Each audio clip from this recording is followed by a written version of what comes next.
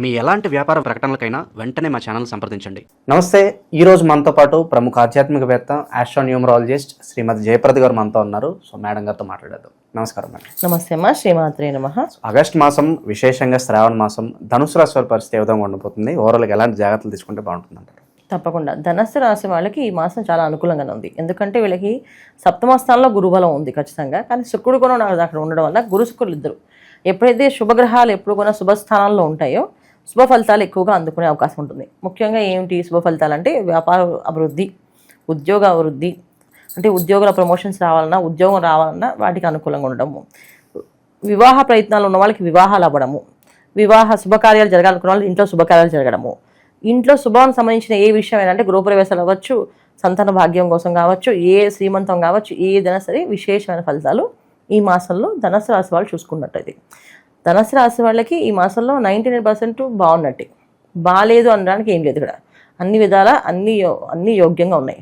అయితే ఎవరికి కొంత ఇబ్బంది ఉంది అంటే గవర్నమెంట్ సంబంధించిన పనుల్లో, రాజకీయం సంబంధించిన పనుల్లో ఉన్నవాళ్ళు, తర్వాత మీడియా రంగంలో ఉన్నవాళ్ళు, వీళ్ళు కాస్త జాగ్రత్తగా ఉండాలి.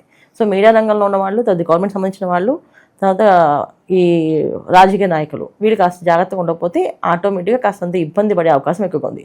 ఎందుకు ఇబ్బంది పడే అవకాశం ఉంది అంటే దశమస్థానంలో కుజుడు, అంటే ధనస్థానము ప్లస్ దశమస్థానం అంటే ఏంటంటే మన కర్మ ఏదైతే అనుభవించాలో అది రాసిపెట్టి ఉంది. దాంట్లో కుజుడు ఉండడం వల్ల ఏంటంటే ఇంత కర్మైనా అనుభవించవలసిందే అని చెప్పి ఆయన శాసించేస్తాడు అనమాట. సో అందుకని కన్యారాశిలో ఉండడం ఏంటంటే కన్యారాశిలో కుజుడు ఉండడం, కుజుడుకి బుధుడికి అంత అనుకూలత ఉండదు కనుక డెఫినెట్గా కాస్త అంత ఇబ్బంది పడే అవకాశం ఎక్కువగా ఉంటుంది. ఎక్కువ ఏంటంటే వృత్తిపరంగా, సో వృత్తిపరంగా రాజకీయ నాయకులకి, గవర్నమెంట్ సంబంధించిన వాళ్ళకి, మీడియాలో ఉన్న వాళ్ళకి, మిగతా వాళ్ళకి అంత ఇబ్బంది ఏం లేదు, మిగతా వాళ్ళకి అనుకూలంగా ఉంది. మీడియా రంగంలో ఉన్న వాళ్ళకి ఏంటంటే ఏదో ఒక న్యూస్ ఇది బ్రహ్మాండంగా బాగుంటుంది అని చెప్పి వేయడం, దానివల్ల వీళ్ళు కాస్త ఇబ్బంది పడ్డాం. వెనక ముందు ఆలోచించకుండా ఏదైనా న్యూస్ అది ప్రచారం చేస్తే ఆ న్యూస్ వల్ల వచ్చే కష్టాలు వీళ్ళకి చాలా ఎక్కువగా ఉంటాయి. ఎందుకంటే తీవ్రత ఎక్కువగా ఉంటుంది. ఎందుకంటే దశమస్థానంలో కుజుడు కదా, అది చాలా అగ్రెసివ్గా పనిచేస్తుంది, చాలా ఇబ్బంది పెట్టేస్తుంది. వాళ్ళని రాత్రి వాళ్ళు గోలగోలు చేసి పెట్టేసే అవకాశం ఉంటుంది. అంటే ఎట్లాంటి గోల ఉంటుందంటే వీళ్ళకి వీళ్ళు చేసే వీడియోకి ఏదో పాత వీడియోలు అన్ని తవ్వి తీసుకొచ్చి వీళ్ళు అన్ని అలాంటివి చేస్తారని చెప్పి ఆ ఛానల్ మూతపడే అవకాశం కూడా ఉండే అవకాశం ఉంది. అందుకని జనరల్గా ఛానల్స్లో ఎవరైతే పనిచేస్తారో, ఛానల్స్ రన్ చేస్తారో, అలాగే ముఖ్యంగా యూట్యూబ్ ఛానల్స్ రన్ చేస్తారో వాళ్ళు జాగ్రత్తగా ఉండాలి. ఒక విషయం వస్తే ఆ విషయం కరెక్టా కాదా 1% ఆలోచించి దాన్ని అనౌన్స్ చేయాలి, లేకపోతే చాలా ఇబ్బంది పడతారు. ఇక రాజకీయ నాయకులు అంటే ఏంటంటే పదవి కోసం ప్రయత్నం చేసినప్పుడు, పదవితో మాట్లాడినప్పుడు ఏదో ఒక విషయంలో వీళ్ళలే అంటే వీళ్ళల్లో తెలిసిన వాళ్ళే, వీళ్ళకి అనుకూలంగా ఉన్న వాళ్ళే ఇరికించే అవకాశం ఉంటుంది.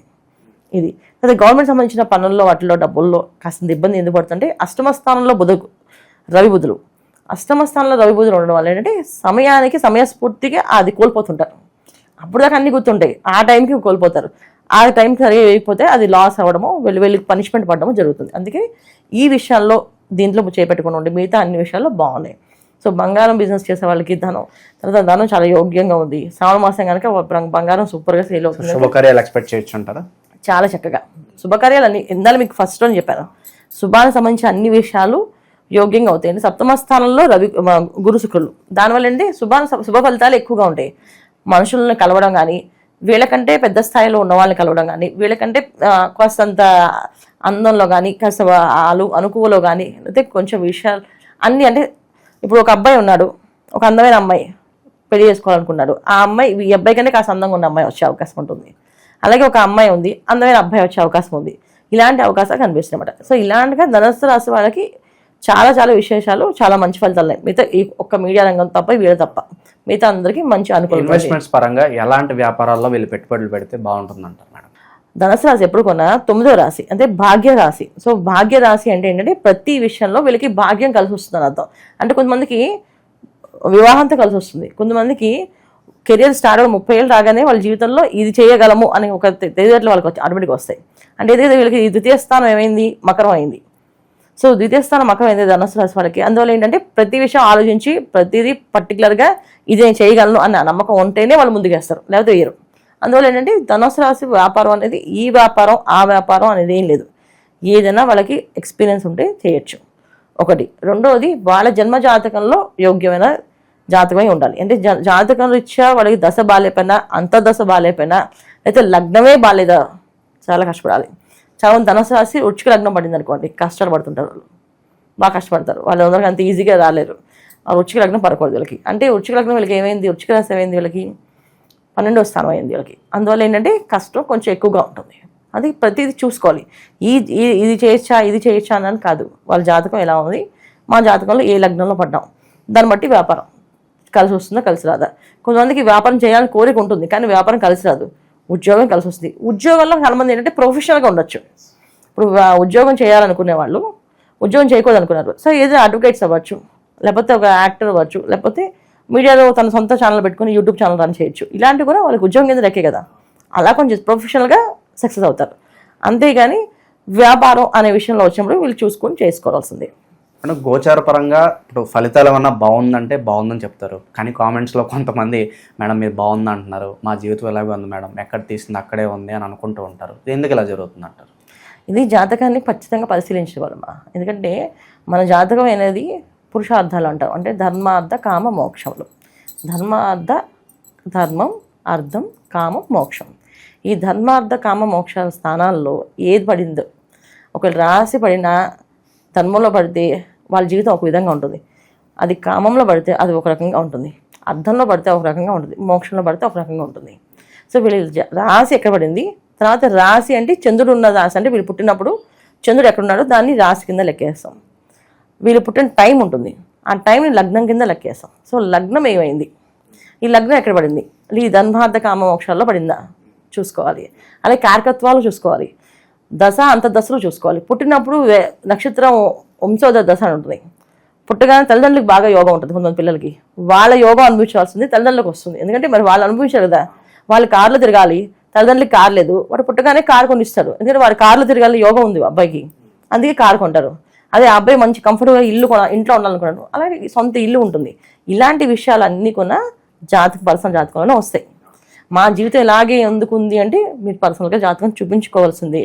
చూపిస్తేనే మీరు పూర్వజన్మ ఏం చేశారు, అసలు ఈ జన్మ ఎందుకు తీసుకున్నారు, ఈ జన్మలో మీరు ఏం చేయాలనుకుంటున్నారు, అది భగవంతుడు నిర్ణయించి వస్తారు. ప్రతి ఒక్క మనిషి భూమి మీద రావడంతో ఒక ఆశయంతో వస్తారు. ఆ ఆశయం అనేది ఏంటి అనేది తెలుసుకోవాలి. అలా తెలుసుకోవాలంటే మన జాతకం చూసుకోవాల్సింది. అంతేగాని మన గోచార ఫలితాలు మన పర్సనల్ జాతకానికి ఎప్పుడు కూడా అంటే పర్ఫెక్ట్గా మ్యాచ్ అవుతాయని కాదు.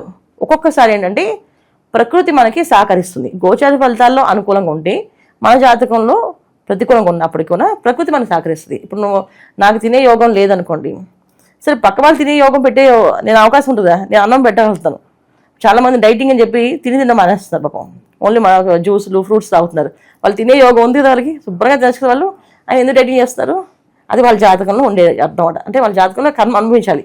ఇన్ని రోజులే బియ్యం గింజలు తినాలని రాసింది, అన్ని రోజులు బియ్యం తినేస్తే ఆపేస్తారు, మిగతా ఆహారాలు తింటుంటారు. ఇలా ప్రతిదీ కూడా మన జీవితాన్ని జాతకాన్ని ముడివేసుకుని చూసుకుంటూ ఉంటే రైట్ అండ్ రాంగ్ తెలుస్తుంటుంది ఎప్పుడు కూడా.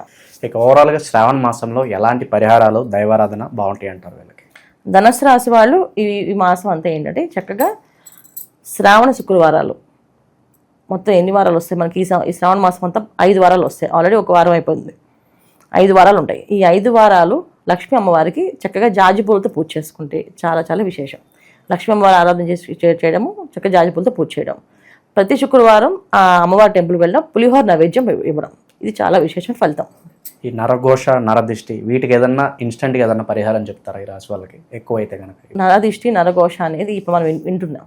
పూర్వం మన పెద్దవాళ్ళు ఏం చేసేవాళ్ళు, ప్రతి మంగళవారం లేదా శుక్రవారం ఇంటికి ఒక 3 నిమ్మకాయలు కట్టేవాళ్ళు. ఎందుకు కట్టేవాళ్ళు, ఈ నరఘోష నరదిష్టి ఉంటే పోతుందని. అది మనం మానేసాం. దాన్ని మనం ప్రయత్నం చేస్తే మళ్ళీ కట్టడం మొదలు పెడితే నరఘోష అనేది రాదు. ఈయన మంచిగా గుమ్మడిగా కట్టేవాళ్ళకి, ప్రతి గుమ్మడికి ఎండిపోగానే మళ్ళీ తీసి మళ్ళీ గుమ్మడిగా కడుతుండేవాళ్ళం. సో ఇంటికి గుమ్మడిగా కంపల్సరీ ఉండాలి, 3 నిమ్మకాయలు కంపల్సరీ గుమ్మాన్ని కట్టుకోవాలి. ప్రతి శుక్రవారం 3 నిమ్మకాయలు ఉంటే శుభము ఐశ్వర్యం 2 జరుగుతాయి. ఇవి చేసుకుంటూ వెళ్తే అసలు నరదిష్టి నరఘోష అనేది ఉండదు.